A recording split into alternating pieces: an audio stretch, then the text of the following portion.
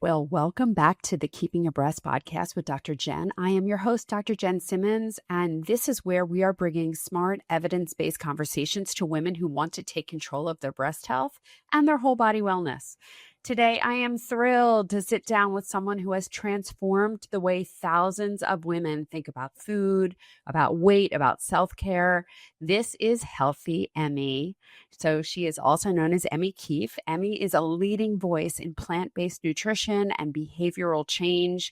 She helps women create a healthy relationship with food without restriction, deprivation, or guilt, which we all suffer from.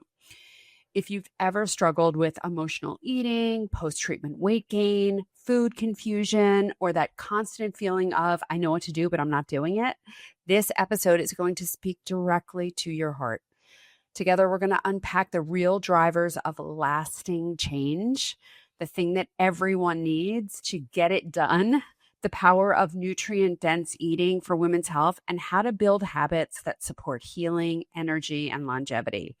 This is an honest, compassionate conversation that I know will empower you to rethink what's possible for your body and your life. Welcome, Emmie.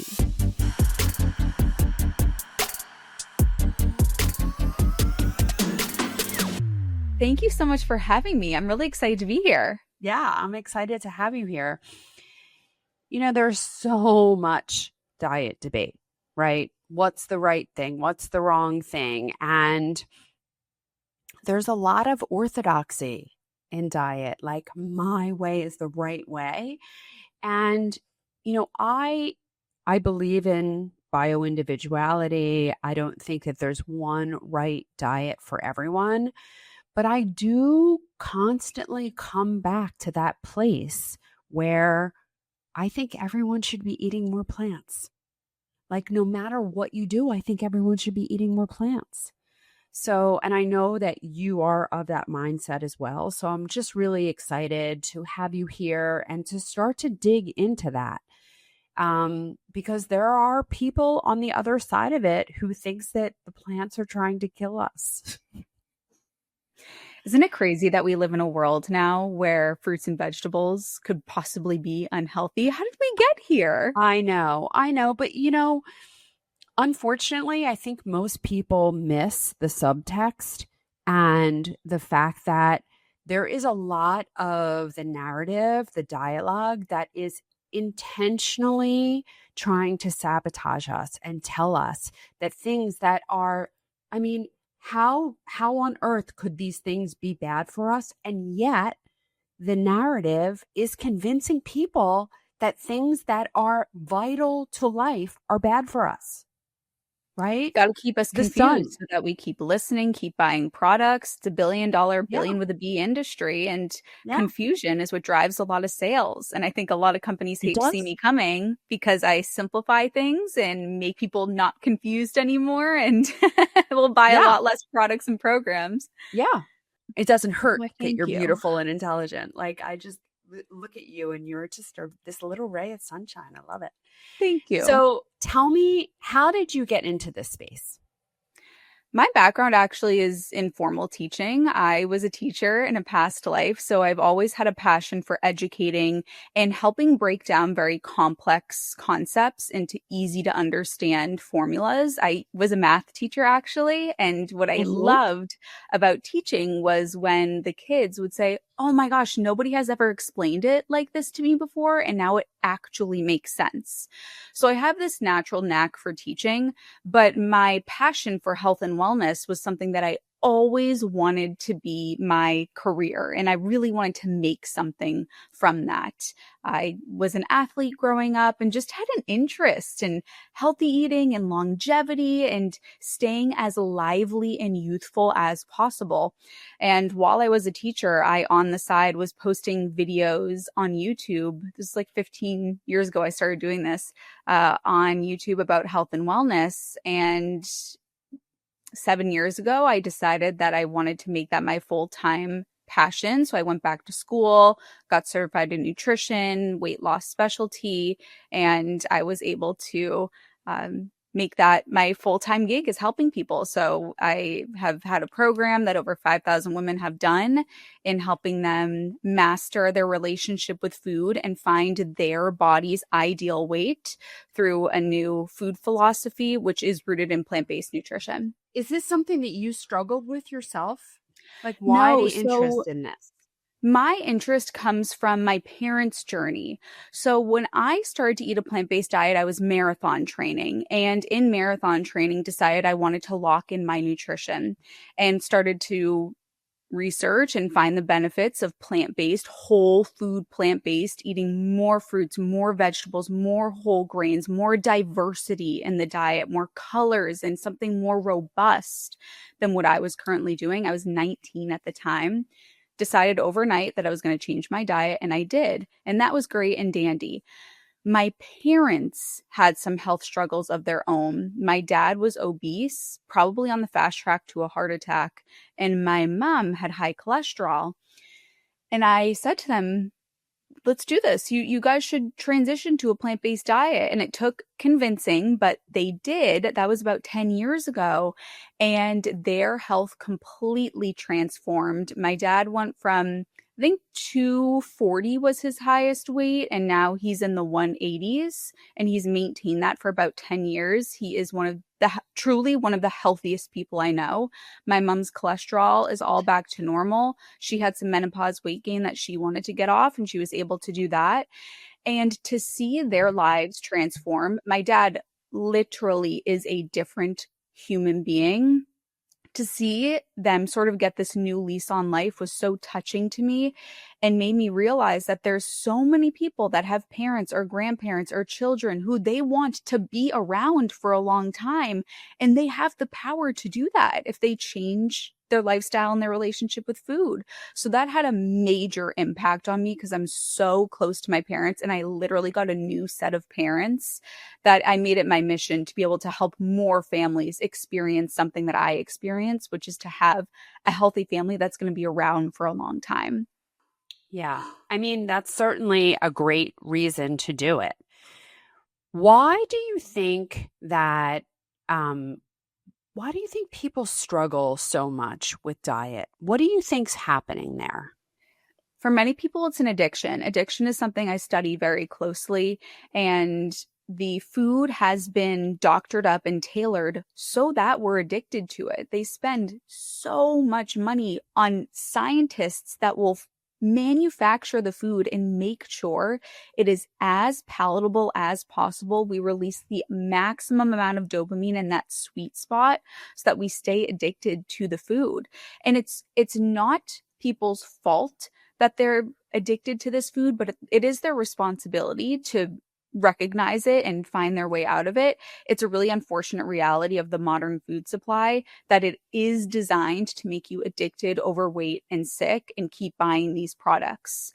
It's extraordinarily difficult to break free from, but with education and determination and accountability, it can be done.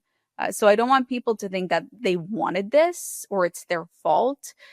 Many people are victim to the big food industry. I'll say one more thing, that when big tobacco was broken down, all of the people that were in big tobacco went to big food and turned that into the next addictive industry.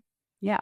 Yeah. I mean, we are very well trained. And I agree with you in that so many people, and I don't think it's just, I think it's definitely the addiction part of it, but there's also a convenience part of it too.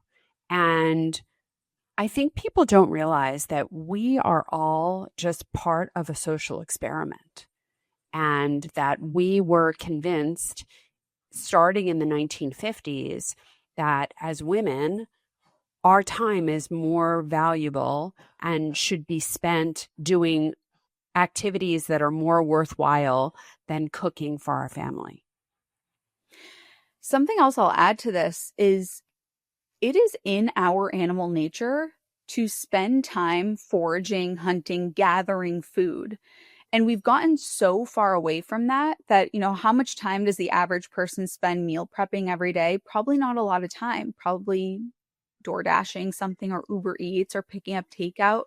And, I'll have clients that say it's a lot of time on the weekend to do this meal prep and this grocery shopping. And I say, yeah, it is. And the reality is that with making a lifestyle change, we do have to spend more time prepping and foraging our food like the natural animals that we are. Yeah. Yeah, I agree. And that I think that is amongst the roadblocks. Yes, we have to figure out our way out of the addiction. And the addiction is very, very real in that when you first make that transition from a processed food diet, it's very hard to get that same release, that same feeling from real food, right? Like it's not going to be as salty, as sweet, as oily, as texture. Like it's just not the same. So it's replacing that part of it and overcoming that part of the addiction. But we're also addicted to convenience. We really are. We're addicted to convenience. And I would imagine that that's one of the major roadblocks that you deal with. The great news, though, is this. The brain neuroadaptation, the brain is so malleable that the way that your brain chemically reacts to the ease, the convenience, the pleasure from these foods, yes, it is, so pleasurable right now. And when you stop doing those things, you have a dramatic withdrawal from that convenience and that pleasure and that joy. But the brain will adapt, and every day it gets a little bit easier, and eventually it becomes your new norm.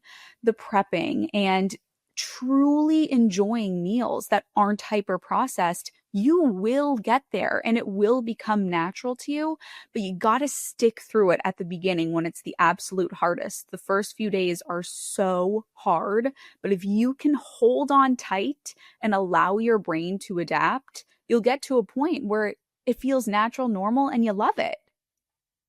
So why do you think plant-based? Because, right now, there's the gamut of what people talk about, right? There's the carnivores out there, which I'll kind of never understand, but whatever.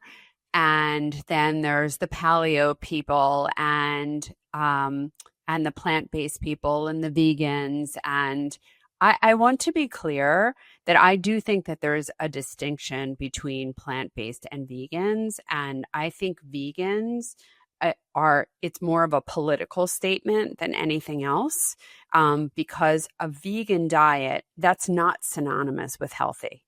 Like I always want to point out that Twizzlers are vegan, right?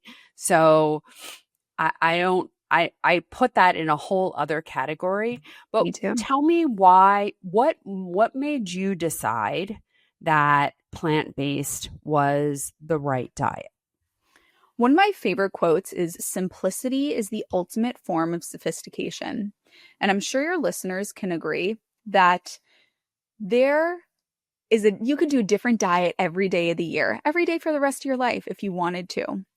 And when I was looking at all of these different ways that I could eat, I said, why is this so complicated? Bringing it back to the fact that as humans, we are animals.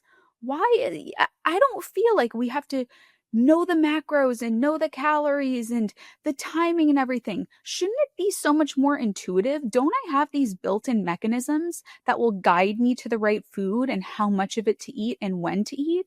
And when discovering plant-based nutrition and the philosophy that I follow with building your plate, which is half of your plate vegetables, and then the other half of your plate is made up of a source of protein, a source of starch, and some healthy fats sprinkled on top, I said, this makes sense to me. This is natural, normal food that we can find out in nature. It doesn't have a lot of it doesn't have an ingredients list. It's not made in a processing plant.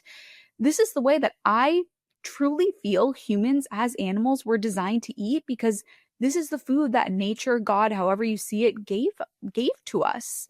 So I'm going to eat these natural foods. Started doing it. As I said, I was training for a marathon. My training times improved dramatically right from the get-go of eating a larger abundance of whole, real plant foods. felt incredible, saw the change with my parents, and I just said, this makes sense. I feel like I've cracked the code. I don't have to delve into all the complications of or the complex nature of when to eat and how much and pairing this food with that food. It's that I feel is designed to make me a marionette to the diet industry that I don't want to be. Instead, I'm going to eat whole, real, natural food, listen to my body's hunger fullness cues, and my body has loved it. What did your diet look like before? I mean, was this a dramatic departure from what you used to do? I grew up standard American diet, a totally normal kid, and very much grew up in a normal relationship with food house. There was no diet, like my mom didn't diet growing up. There was nothing weird about food. It was totally normal, standard American diet. And I loved junk food. I loved to go out with my friends and go get fast food. And so grew up just eating what a lot of kids normally eat on the standard American diet, really not knowing what it felt like to feel well and to feel healthy. Because once I eat, that was all I knew was the standard American diet. Didn't have any health issues. So Was fine. do you mean like you would have cereal for breakfast or Yep, bacon cereal, or toast. Dinner every night was either ziti. We alternated between two dinners. We had ziti and then we had chicken and broccoli growing up. And those were the two dinners we had every night. Like pizza on the weekends, pretty like down the middle, normal. Yeah. And then once I started eating this way, like I said, I went from running a certain mile time on my splits to a minute faster for each split. And I said, and I had so much energy. It was sleeping great. I said, oh my gosh, is this how I was supposed to be feeling this entire time? I didn't know that I was feeling unwell. I was feeling totally normal. And then it was like I unlocked this vibrant way of living and this energy that I didn't even know existed because I didn't know what it was like to be properly nourished. Yeah. I mean, it's really astounding. So what do you think of the objections to plant-based eating? Which ones come to mind when you think of the objections? There's the whole like Gundry school of thought where, the plants have lectins and the lectins are going to poison you, or, they're high in oxalates and the oxalates are going to give you kidney stones. And, there's a lot of attempt to villainize plants. Yeah. I see it as, how could it be possible that fruits and vegetables are not good for us? Look at all of the benefits they have. I also heard something recently that if something doesn't have a side effect, then it doesn't have an effect. So people are saying, like, does this medication have a side effect? It's like, well, if it doesn't have any effect at all, then it wouldn't have any side effects. But there's so much good in fruits and vegetables that whatever bad there is must be far outweighed by all of the benefits. I'll say too, like, I am so far from being a cult leader or an extremist or purist.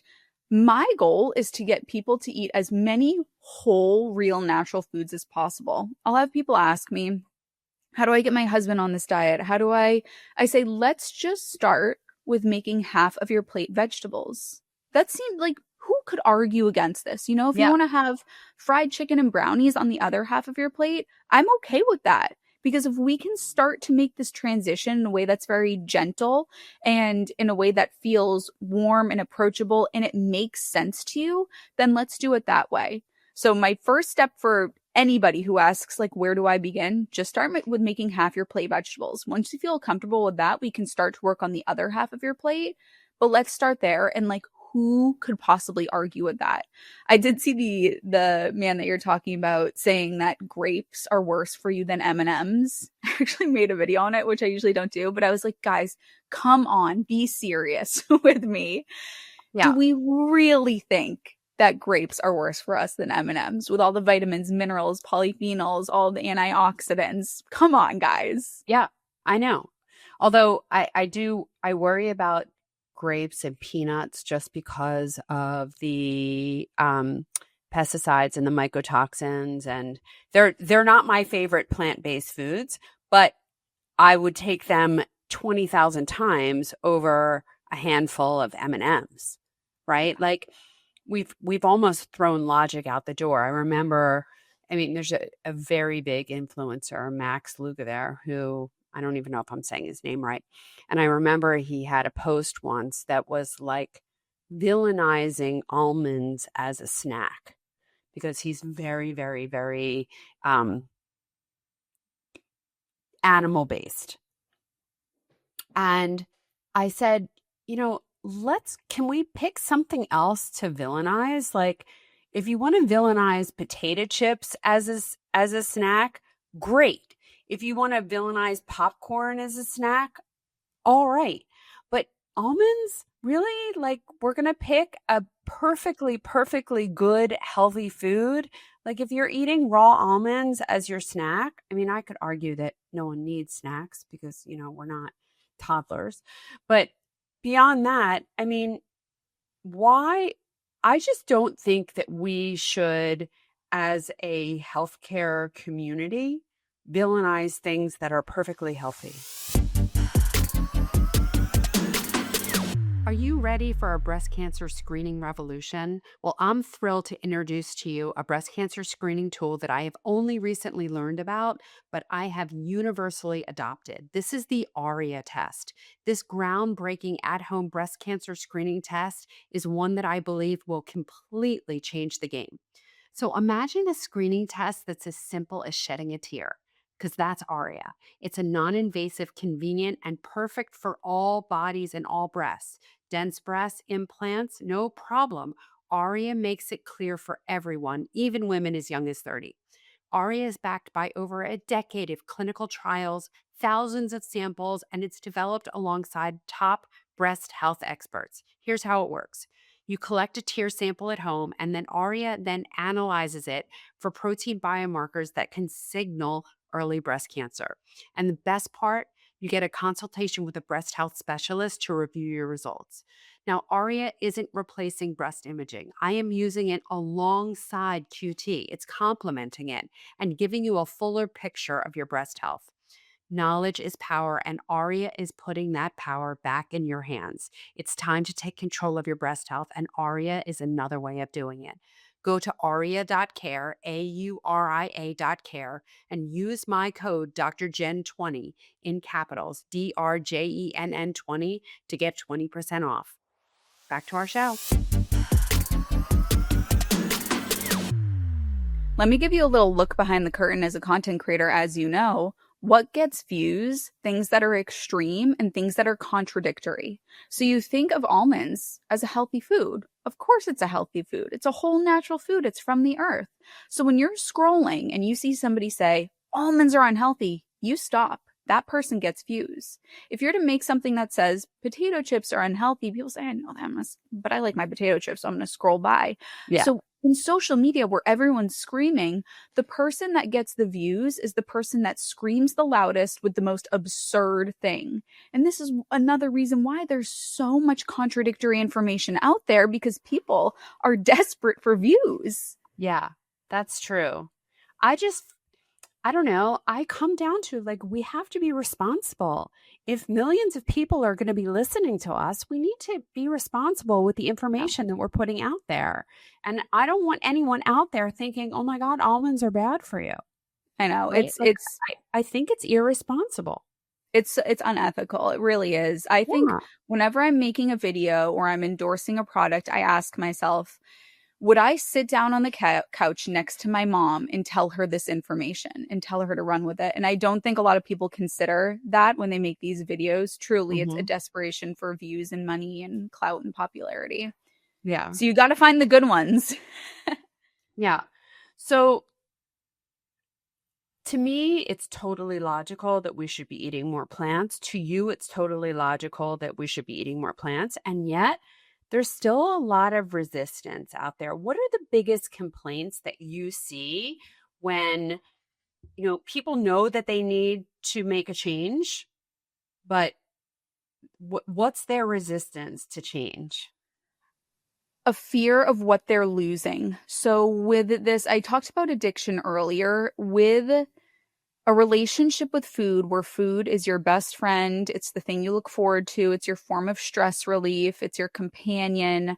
What am I going to do without that thing? It makes me feel so warm and fuzzy on the inside. I can't imagine not doing that. And it takes immense bravery to break free from it. But I tell clients or anybody who's interested, let's just run an experiment. I'm not saying that you have to give up the overeating or the junk food forever, but why don't we run an experiment where for 21 days you take a break from it, try out a new way of eating, and just step into it with curiosity to see how it feels for you. You can go back after those 21 days, go back to all the junk food, sure, but give yourself the opportunity to see how it feels. Be curious, because you might unlock a new level of living and wellness that you could not even comprehend is possible.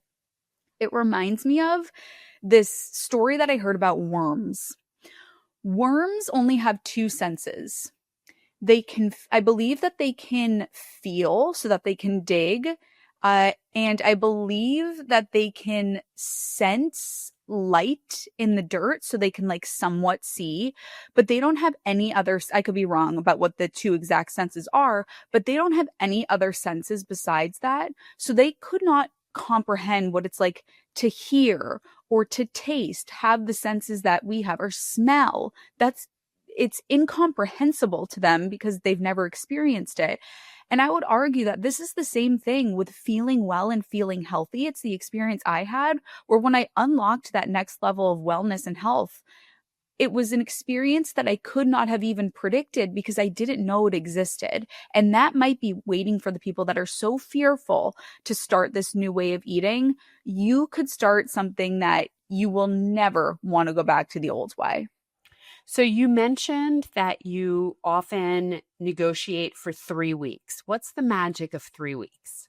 3 weeks is long enough that you'll see a result, but it is short enough that it feels doable. It's not a whole month. It's not 2 months. It's 21 days. Like, I can do anything for 21 days. And you can. Yeah. Yeah. I also think that 21 days is the time it takes to break an old habit and build a new one. It's like just long enough to build a new habit. So if you're doing something every day for 21 days, that is the time that your brain can, I think, create that habit that into like transcribe it into memory. Mm-hmm. I'll say too, you had mentioned, what are the reservations? What are people fearful of? One of my favorite sayings with mentorism is, I can't help with the pretend. So if you're afraid that all these things are going to happen, what am I supposed to do now if they're not actually happening? Let's try it out and see what happens and see if all these horrible health issues that you're afraid of are going to happen. But I'm more than willing to bet that you're going to be in much better health. Yeah. I actually approach most things with that if you're not doing something out of fear that it might bring something on, just start doing it. And if that thing happens, we'll cross that bridge when we get there. Yeah. Right. But the more likely scenario is that it's not going to happen. So I know you do a lot of coaching for weight loss. Mm-hmm. I would imagine it's not so much for disease prevention. Am I right? The average client age of the people that I work with is probably in their 50s. The reason for this is because I documented my mom's journey on my program on my YouTube channel, and that exploded. And I was so blessed with so many women that came to me post-menopause, going through the same thing my mom went through with menopause weight gain, wanting to get the same results. And as we tend to get older, our focus on disease prevention and looking at what our family history is, our focus on that increases. So a lot of the women that I work with, not only postmenopause, but many postmenopause women also have their cholesterol climbing, and a lot of women pre-diabetic. So I would say the three main health related topics that I delve into a lot with clients is the hormonal changes in menopause, cholesterol, and blood sugar regulation, and getting A1C to a healthier place. So the interesting thing is that though that does prevent, if you address those things, it does prevent end stage disease. But you're kind of proving my point for me in that they don't come to you until something's wrong. They don't come to you until they've gained weight or they've been told that their cholesterol is now elevated, which happens with women as they become menopausal, because cholesterol is the precursor to all of our sex hormones. And so we're used to making a certain amount of cholesterol in order to go on and make our sex hormones. Mm-hmm. And essentially, when the ovaries shut down, we shut down one of the factories, but we still have all the substrate to make it, right? Mm-hmm. So we still have all the precursor because our body doesn't know that we're shutting the factory down. So it is 100% women who, as they go through menopause, their cholesterol is going to bump. It will even out over time. And so everyone knows, cholesterol is not related to or causative of heart disease. Cholesterol is actually an anti-inflammatory molecule.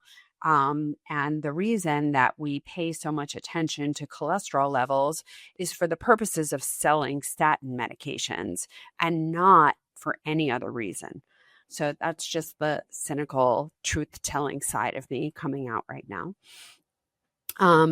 But these women are coming to you because they're gaining weight, because their cholesterol is going up, because they are now pre-diabetic, because estrogen is so important in terms of our metabolic health.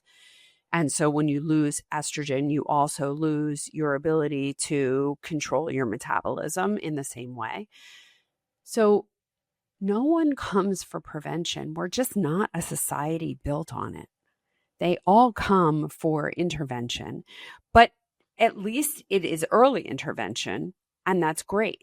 So is there a difference between what you do for people for weight loss as compared to what you would do for someone for disease prevention? Yeah, there is a difference. With weight loss, you'll start this, you'll get on the scale next week, you'll see that you're a pound down. Great, we're making progress. You're going to see pretty quick, fast results. With disease prevention, as we know, for blood markers to change, for you to see a real change, it's going to take longer. It's going to take more trust and patience and commitment. It's going to be more of a spiritual experience with energetically healing as well. Weight loss is a math equation. But the healing journey is not just physical, it's emotional, it's spiritual, it's getting back in tune with your body, rebuilding trust with it. And that's another whole world that I delve into, is the mindset side of things, which is going to be much more hefty when it comes to healing, the spiritual side, the emotional side, and really tapping into healing and abundant energy as opposed to weight loss, which is, at the end of the day, we just need to make sure that we're consuming less calories than our body is burning. Yeah, but we don't, I have heard you say that it's not about like calories in and calories out, or that we shouldn't be trying to count calories, which I think is a whole ridiculous thing anyway. The thing is, calories count, but don't count calories, is the saying. Yes. Yeah. Yes. Because our bodies, like I said earlier, our bodies, we don't want to be overweight. Humans aren't designed to be overweight. Like, trust me, your body doesn't want to be overweight just as much as you do, because it's not good for it. It doesn't operate well. It's the center of disease. So our bodies are built to be at a healthy weight. And because of that, we have built-in hunger fullness cues. We have hormones, leptin and ghrelin, whose job is to make sure we don't eat too much and we don't eat too little. So we don't have to sit there with a calculator and making sure that we're eating just enough or not too much. Our body has the ability to do that. And that's where that saying comes from, of calories count, but don't waste your time counting calories. I would argue too, the stress of counting calories is going to raise your cortisol, which is going to make it harder to release weight. Yeah. Yeah. I mean, I know some people, even my son, like obsessively tracks what he's eating. And I say to him, you know, you're wasting your time in that you counting calories, like if you have a 10 calorie abundance or deficit, how are you even accounting for how many steps you're taking every day and how much you're doing at the gym? Like you can't possibly. And so I agree with you about listening to your body and intuitive eating and all of that. And, you know, there are other people who talk about the macros and counting macros. So how do you know without counting macros, because that is not another entirely ridiculous, cumbersome thing that I never tell I never people did to it. do. Thank God. But how do you help people to know that they are being nourished without counting macros? I focus on how to build your plate. So I said earlier, half your plate is veggies. So you're going to get all of your vitamins, minerals, nutrients here, so long as you're rotating your vegetables. On the other half of your plate, we'll do about a fourth of your plate as a source of protein. I love plant-based protein, tofu, tempeh, beans, peas, lentils, but I don't think everybody needs to not eat animal products. And if you want to eat animal products, great. Have chicken, fish, salmon. Then on the remaining fourth of your plate, a source of starch, whole grains or some tubers, root vegetables like sweet potatoes, plantains, squash, or whole grains like quinoa, rice, farro, amaranth. And then a sprinkling of healthy fats, nuts, seeds, avocado over the top of the meal. Now you've made sure you have your carbohydrates because you've got your starch, you have your protein, fourth of your plate, you have the source of healthy fats, and then you have all the micronutrients with the vegetables. And with this formula, you'll be taken care of. I know that a lot of women that come to me, they are at the end of that metabolic spectrum where there are a number of studies, a Korean study, I can't bring the rest to mind, where upwards of 50% of women diagnosed with breast cancer have metabolic syndrome. And I know that a lot of people struggle with the whole idea of plant-based because it is a more carbohydrate-rich diet. How do we help people to correct metabolic disease while at the same time promoting a plant-based diet? I think a lot of women fear weightlifting because they think that they're going to get bulky. But as women, we don't have the testosterone for it. We're not built to get bulky. And it's overlooked by so many women. And it is so important for building muscle and maintaining muscle. And maintaining muscle, metabolically active tissue, not only is going to boost your metabolism, but also it's going to keep your bones healthy. Because if we don't have a lot of muscle, our bones say, well, what's the point of us? You know, no need for us to stay strong. Yeah. Bone follows muscle. So the more muscle you build, the stronger your bones are going to be. Bone follows muscle. Yep.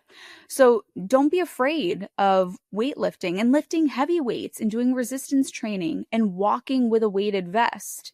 You can get adequate protein. You could increase your protein by eating more of those plant-based sources. Your body can only handle so much protein, about like 30 grams a meal. After that, it's just, you're going to pee it out, break it down into amino acids and pee it out. And your kidneys and liver will have to take care of it. It's also going to get converted to carbohydrates, but that's a whole other story. Yeah. Isn't that so funny? Gluconeogenesis. Yes. So people don't realize this process that if you're eating tons and tons of protein and you think that you're evading the carbohydrates, your body's like, no, we're going to convert those. Yeah. Because your body's not stupid. Yes. So you can certainly get adequate protein, but protein isn't just going to magically build muscle if you eat it. You have to give your muscles reason to grow and build. And then the protein is what allows the repair. That's how muscles are built, is they tear and then they repair. And the repair is how they grow. And the protein allows that to happen. But you got to get them torn in the first place. You got to Yeah. work out and give them reason to grow. Yeah. Yeah, absolutely. And that's such an important part of it. I mean, I think that the intention between eat right and exercise is the right advice, but people don't know specifically what that means. And you bring up such an important point, especially in the perimenopausal, menopausal population. The importance of weight training cannot be emphasized enough. Cannot. As a runner, a born runner, soccer player, I can so identify with the resistance to weight training, and I can really be empathetic to women who in their 50s or 60s or 70s will say, I've never picked up a dumbbell in my life. I'm way too intimidated to start right now. And back to what I was saying earlier with simplicity being the ultimate form of sophistication, that resistance I understand. And I also want to encourage you to not overcomplicate it and literally start with 1 pound dumbbells if that's going to be the thing that gets you in there, and eventually work your way up. But don't fall victim to thinking that it's too late to start, because it's never too late to start. And you'll be amazed at how your body will change as you continue to weight lift.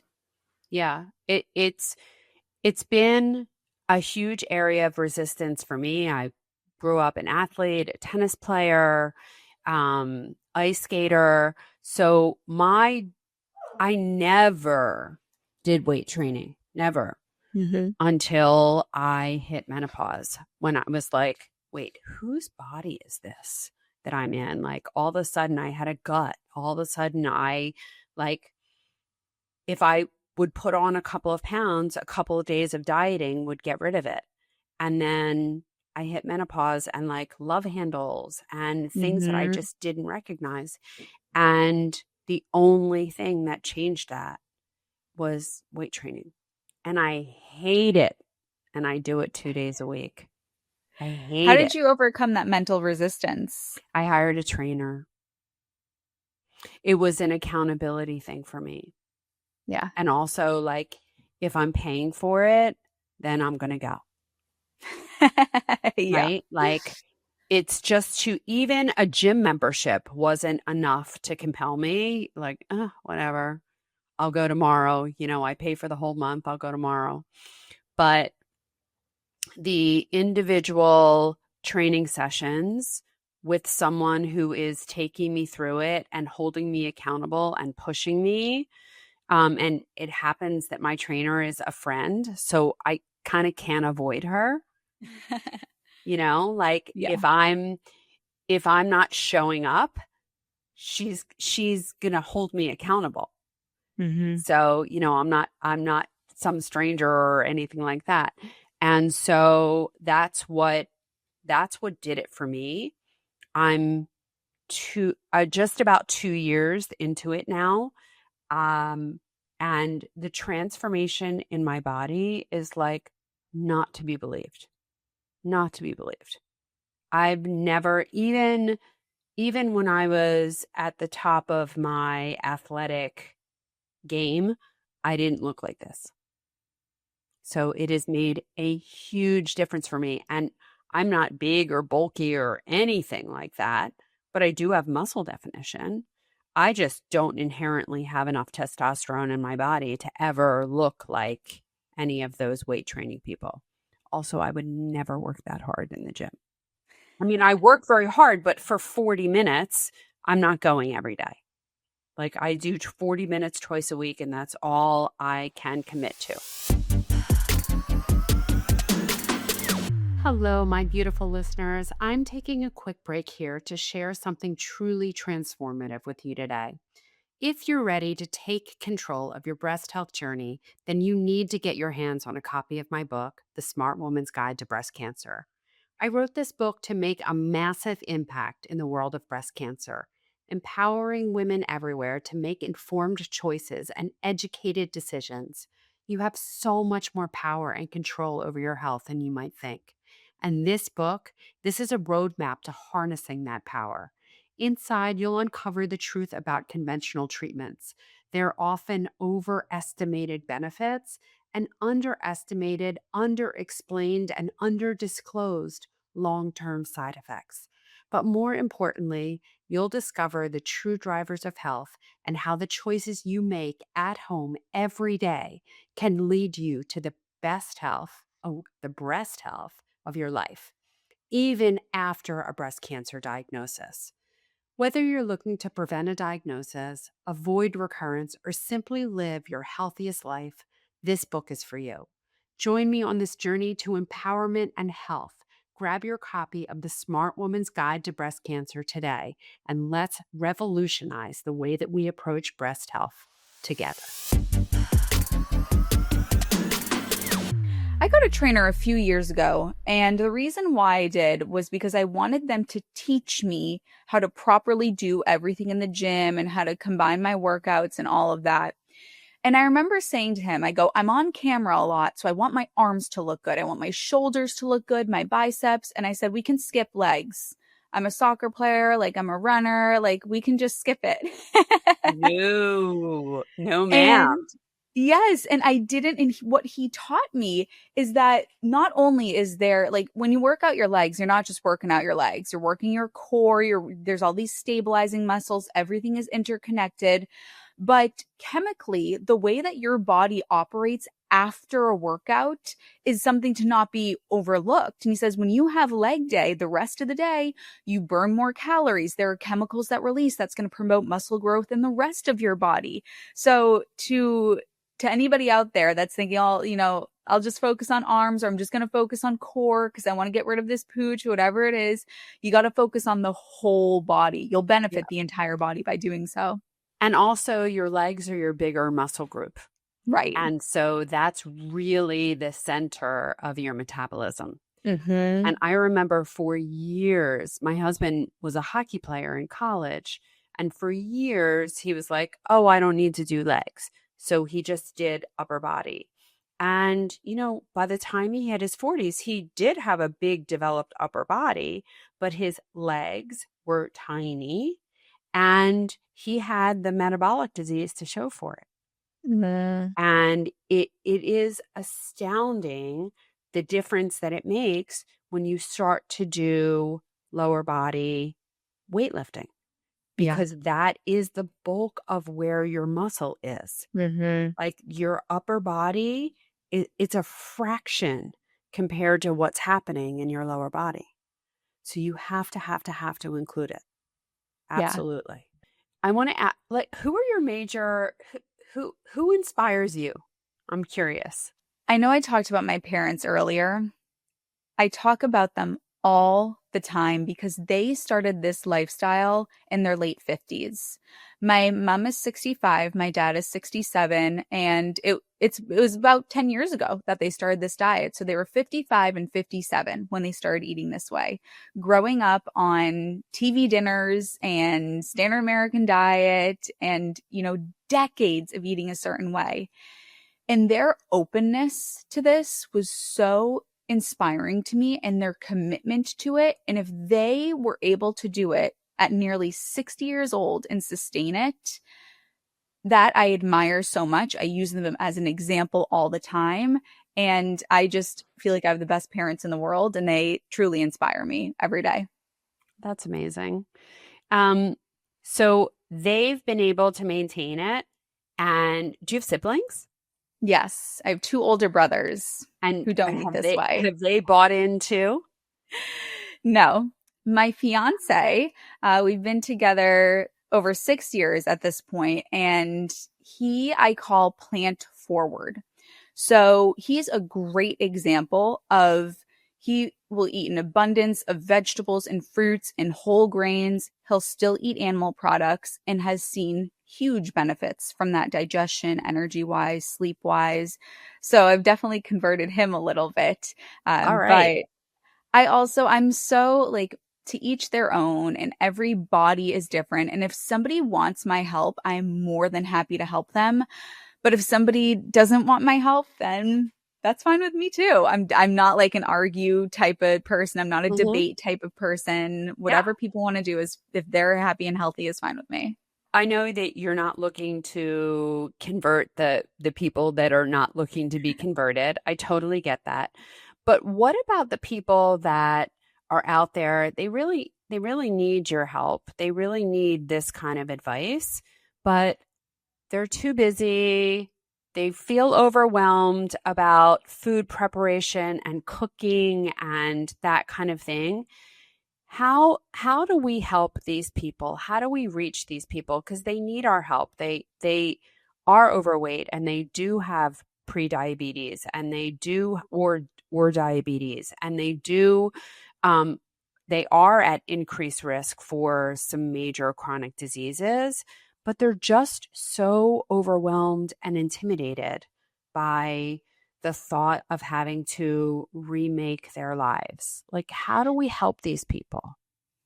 If you don't make time for your wellness, you will be forced to make time for your sickness. This will catch up with you. And you might think, well, I'm doing fine now. I'll address it when I need to. It's going to be a heck of a lot worse by the time that you are forced to address it. You're going to feel a heck of a lot better when you do address it, which is right now. And the third point that I'll say is it doesn't have to be this dramatic, complete upheaval of your life. We can just start with one meal a day. Remember I talked about earlier, half your plate vegetables?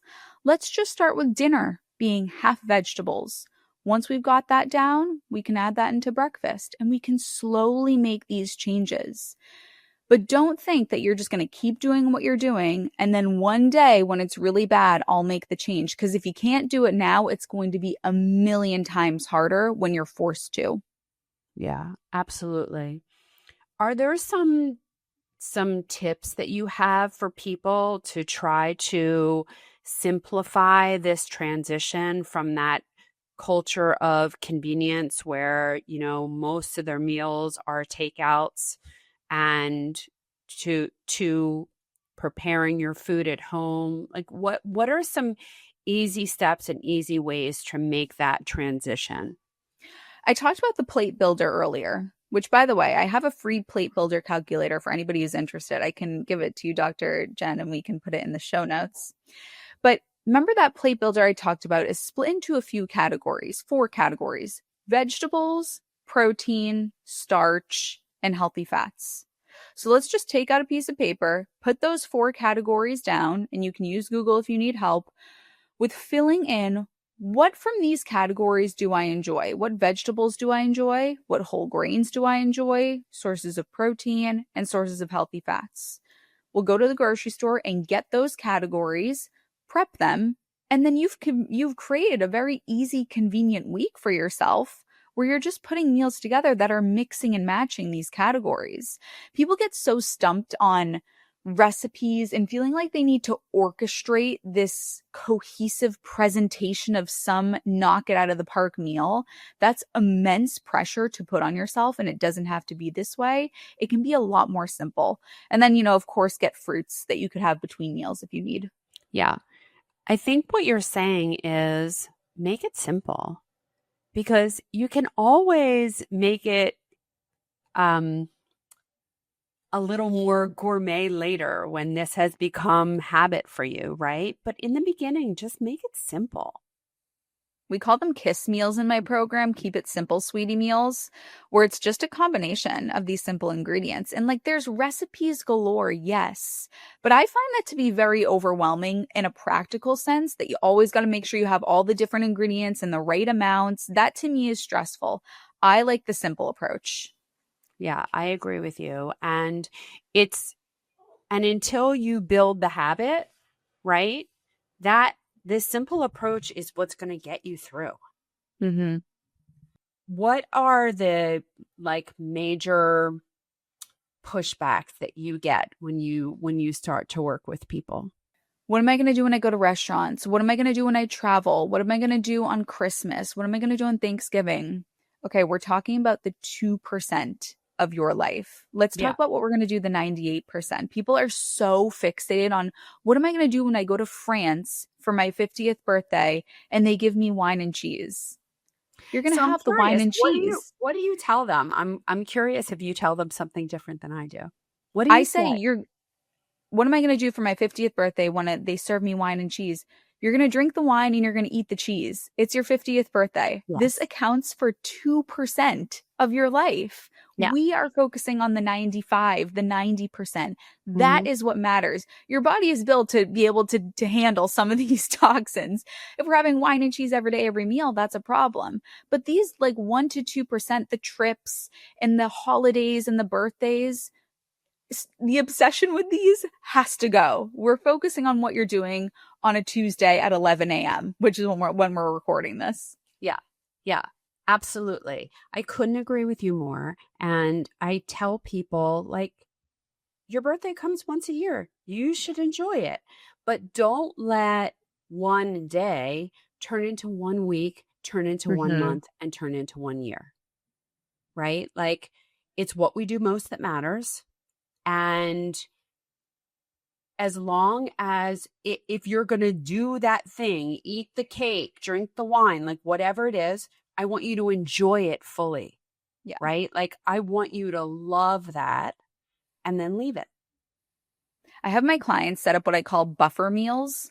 So if they're going out to dinner for their birthday and they're going to have some cake after, fine, do whatever, eat whatever. I don't care what happens at that meal.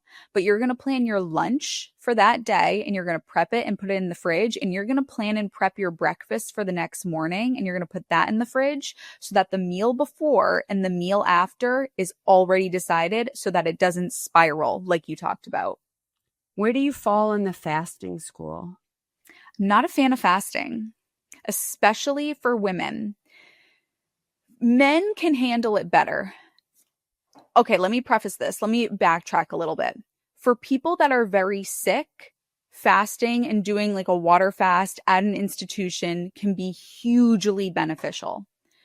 For people that are healthy and want to lose weight, I'm not a fan of fasting because what it encourages is overeating for so many people. And it encourages a downregulation of our natural hunger fullness hormones, leptin and ghrelin. Because if leptin and ghrelin are operating as they should, and our body's saying, hey, we're hungry, time for breakfast, and we say, nope, my intermittent fasting window is not open yet, then ghrelin is going to say, well, then what's the point of me? Like, what's the point of this hormone? Shut down. Same with leptin. If we're eating past the point of fullness because we're so hungry when our intermittent fasting window has opened, then leptin says, well, you're not listening to me, so I'm not going to send you any fullness cues anymore. And people get into this overeating, binge restrict cycle.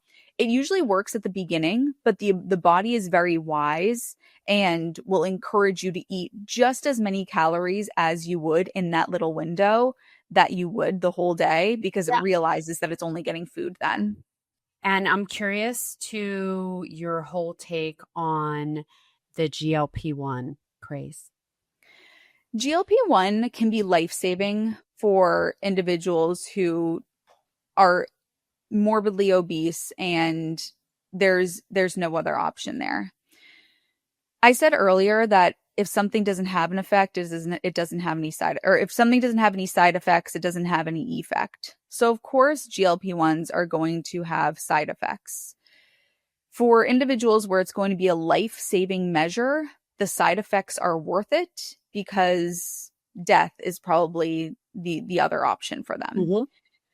For individuals that aren't on death's door where this is not a life-saving measure, I'm not a fan of it because we don't have enough time and studies and evidence to know what those side effects are. But for many weight people, loss population. Right. And I think too, it sort of slaps this label on people that they're broken and they need a medication in order to be able to do this. And I don't believe that to be the case, that they are broken and that their metabolism is broken and that they're not able to do this on their own, because I know that they are. And so I just wish a lot of people would give themselves a chance to prove that they can do this free from that medication. Mm-hmm. I would never take it. Although I think there is some data out there in microdosing that does look as if it is at least supportive for people who have chronic inflammation and things like that. It does look like it helps them, but we're talking about like fractions of what is considered a therapeutic dose. I think my biggest thing in the weight loss population is these people, first of all, lose a tremendous amount of weight in a very short period of time. So they literally look like a melted candle. Yeah. And so many of them don't do the dietary changes along with it. Like it's basically imposed starvation rather than them making a dietary transformation. Yeah. And so if you don't take that opportunity to remake your palate, which really does happen. Like I was admittedly a birthday cake addict. Like I was the person that if I had a bite of birthday cake, I had the whole cake. Mm-hmm. And I had a tremendous, tremendous sweet tooth that now it wouldn't even occur to me. Like I don't even have cake on my birthday. Right. So my palate is completely different. And what I enjoy and what excites me and what I look forward to eating is totally different. And I think with people who are severely overweight and are using the GLP-1s to get them back to a healthy weight, this is an opportunity for them to really remake their palate. But I don't think it's happening because we just don't have enough education within our medical system. And it's just so easy to give these people prescriptions and they get a lot of positive reinforcement because they have a tremendous amount of weight loss. But they're not being conditioned to maintain it or to maintain their health. It would be amazing if there was some sort of system set up where you were given this drug for a certain amount of time in conjunction with a nutritionist and a trainer that would teach you how to do this naturally so that you are able to get off of it and sustain what you achieved on it. Yeah. Yeah. And that's really what the program should look like. I just don't think they do because it's not what our system is built on. Our system. And also, I would imagine that that's not what the drug companies are interested in because they're far more interested in customers for life. Yeah. So if you're only prescribed this for a short period of time and then able to sustain it and maintain it by yourself, that's really not their formula. Their formula is here, take this forever. Right. Yeah. And I also wanted to ask you, do you think there's anything about the order in which you eat your food that has to do with metabolic processing? Yes. So I often use the term naked starches with my clients. And we want to stay away from naked starches, which is eating rice or potatoes or cereal or bread just on its own by itself without vegetables, and then also a source of protein. When you eat vegetables before you eat carbohydrates, you're going to line the intestines with this webbing that is going to blunt the insulin response. So if you were to have a salad and baked potato, if you eat the baked potato before the salad, blood sugar spike. If you eat the salad before the baked potato, that blood sugar is going to be a lot more steady and it's not going to spike as much. And then if you want to take it up a notch, if you have the salad, a source of protein, and then the carbohydrates, you're going to have even more of a regularity with your blood sugar and stability with your blood sugar. Yeah. So in that plate that you're making with the 50% vegetables, I'm assuming 50% that you mean non-starchy vegetables. Mm-hmm. You eat them first and then eat your protein. then you probably won't get a blood sugar spike from whatever starch you choose. Yep, exactly. So, yeah. And I think the glucose goddess does a really good job of showing everyone that's how you should do things too. And it's funny that we're just not talking about this enough, that people just don't understand food well enough and don't understand how to eat, when to eat, what to eat. And despite loud voices all the time, there's still so much food confusion out there. And I I know. think a lot of it is intentional. I tell my clients when they start my program to do a purge of their following on Instagram and TikTok, whatever they're on, because there is so much contradicting information. And I say, let's clear everything out now. You can refollow, resubscribe later, but let's just focus on this program for now. Clear out all of the noise. It's just going to confuse you. I'll keep it nice and simple. And that's what we have to do. Otherwise, we're looking at all these different places. You could find an argument for and against anything, and it will confuse you to the death. Yeah. So, yeah, a big unfollow on your Instagram might be what a lot of people need. Yeah, absolutely. Absolutely. Well, and there's so much garbage out there that I know. that's probably good advice for everyone. Mm-hmm. Well, Emmie, it was so great to have you today. I really appreciate your time and what you're doing, helping people to simplify and to get healthy, because the truth is that no one can make you healthy but you, right? It's not happening in a doctor's office or a hospital or anywhere. Health happens at home with the things that you do every single day. And you are helping to simplify it for people and giving and allowing them to access their best self. And everyone can, right? I love that you say that everyone can.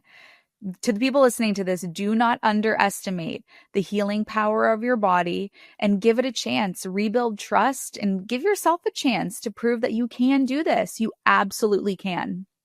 Yeah, absolutely. So I hope this conversation has inspired everyone to approach their health and their relationship with food with more clarity and compassion and confidence. Emmie, how can people find you? I am at Healthy Emmie on all platforms. Healthy, HEALTHY, Emmie, EMMIE. You can find me there. And Dr. Jenn, I know you're going to put some info in the show notes. My free plate builder calculator is in there, so they can get started there and get a free plate builder. Amazing. Amazing. So if this episode resonated with you, please share it with another woman who needs this message. And as always, thank you for being part of my community of smart, empowered women who are taking their health into their own hands. Know that I will be back next week, same time, same place. It's Dr. Jenn. Bye for now.